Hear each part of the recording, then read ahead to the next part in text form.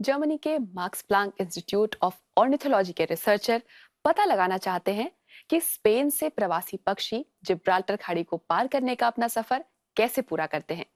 कारण ये है कि सबसे संकरी जगह पर भी जिब्राल्टर की खाड़ी करीब 14 किलोमीटर चौड़ी है। वैज्ञानिक जानना चाहते हैं कि जहां थर्मोविंड काम नहीं करती, वैसी जिब्राल्टर की खाड़ी को पक्षी कैसे पार कर जाते हैं।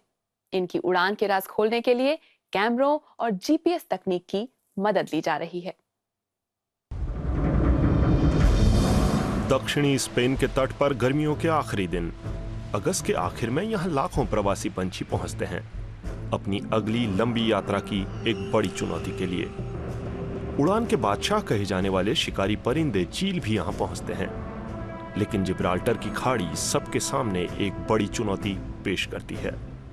पंछी समुद्र के ऊपर बहने वाली थर्मोविंड का भी सहारा नहीं ले सकते। इतनी चुनौतियों के बावजूद ये परिंदे जिब्राल्टर की खाड़ी आखिर कैसे पार कर जाते हैं? अब आधुनिक मशीनों के जरिए वैज्ञानिक ये जानना चाहते हैं कि आखिर ये होता कैसे है। Marks Planck institute for ornithology के वैज्ञानिक अपनी टीम के साथ चीलों के व्यवहार को समझना चाहते हैं। खतरनाक हवा के बावजूद आखिर चील समंदर पार कर जाते हैं। आज हवा पूरब की तरफ से बह रही है और परिंदों को तट पर फेंक देती है। अब तक वैज्ञानिक खाड़ी पार करने की उनकी खतरनाक उड़ान को लेकर अंदाजा भर लगा सकते हैं, लेकिन वे पंछियों की दुनिया के ऐसे राज सुलझाना चाहते हैं। और रोमांच की शुरुआत होती है। अपने मिशन के लिए डेविड सांतोस को ढेर सारे चील चाहिए। उन पर बहुत छोटी छोटी जीपीएस मशीनें लगाई जाएंगी। डेटा की मदद से शायद वैज्ञानिकों को उन सवालों के जवाब मिलेंगे जो वे खोज रहे हैं। अब तक टीम के पिंजरे में 6 परिंदे ही आए हैं। इसके साथ ही एक बड़े शोध की शुरुआत होती है। वैज्ञानिक चीलों का सिर एक खोल से ढक देते हैं। यह उनके लिए सिग्नल है कि रात हो गई है। वे शांत हो जाते हैं। किसी पिट्ठू बैग की तरह वैज्ञानिक पीठ पर उनके ट्रांसमीटर लगाते हैं। ये उड़ान की जानकारी देगा। डेटा सीधे वैज्ञानिकों के मोबाइल फोन पर आएगा। वैज्ञानिक हर वक्त जान पाएंगे कि पक्षी क्या कर रहा है।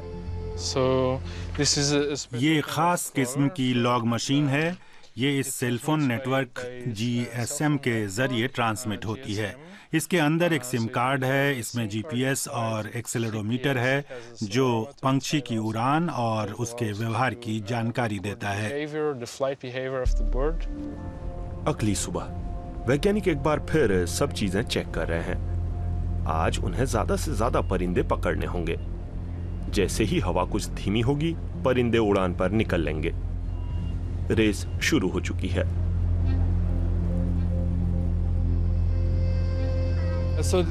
ये उन्हें पकड़ने का सबसे सही समय है, क्योंकि ज्यादातर पंछी अभी पार की उड़ान नहीं भरेंगे। आज वे यहीं ठहरेंगे और खाना खोजेंगे।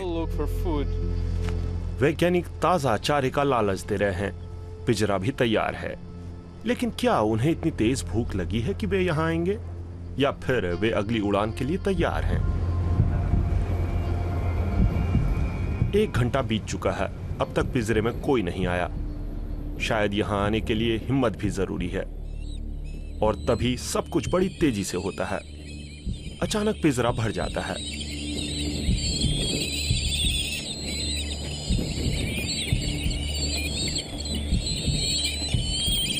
अब कोई गड़बड़ नहीं होनी चाहिए। दूर बने कैंप से वैज्ञानिक पिंजरे को रिमोट कंट्रोल के जरिए बंद कर देंगे। चीलों को इसकी भनक भी नहीं लगेगी।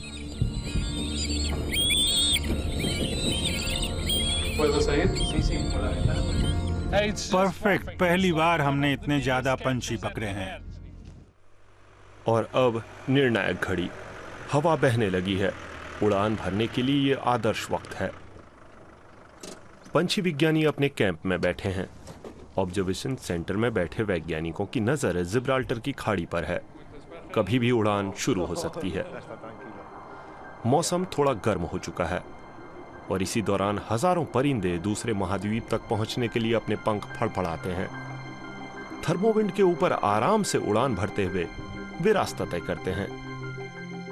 सबसे पहला डेटा मिलते ही साफ हो चुका है कि चील ऊर्जा बचाने वाली खास रणनीति अपनाते हैं। जमीन के ऊपर होने पर भी वे 1200 मीटर की ऊंचाई पर उड़ान भरते हैं। इतना ऊपर जाने के बाद वे बिना पंख फड़फड़ाए धीरे धीरे समंदर के ऊपर हवा में तैरते हुए उड़ान शुरू करते हैं और 14 किलोमीटर का सफर तय करते हैं। जमीन पर बहुत ही कम बार पंख फड़फड़ाते हुए वो ऊपर जाने वाली गर्म हवा तक पहुंचते हैं और फिर उसी के सहारे ऊपर पहुंचते हैं और अगली यात्रा की तैयारी करते हैं। ऐसा करते हुए वे स्पेन से आराम से हजारों किलोमीटर दूर दक्षिण अफ्रीका तक सफल उड़ान भरेंगे।